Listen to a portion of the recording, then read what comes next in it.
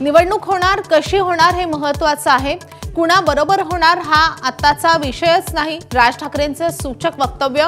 शिवसेनेशी युतीबाबत राज ठाकरेंचा अजूनही सावध पवित्रा कायम.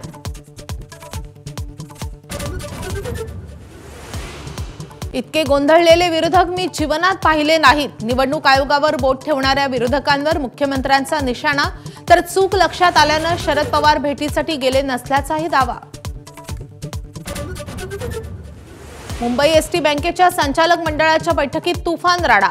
सदावर्ते आणि शिंदेच्या शिवसेनेच्या कार्यकर्त्यांमध्ये जोरदार हाणामारी. दिवाळीच्या तोंडावर राज्यात ठिकठिकाणी पावसाची हजेरी. अतिवृष्टीमुळे मेटाकुटीला आलेला शेतकरी पुन्हा अडचणीत. सिडकोकडून सर्वसामान्य नागरिकांची लूट. 29 लाखांची घरं 75 लाखांपर्यंत विकत असल्याचं माहितीच्या अधिकारात उघड.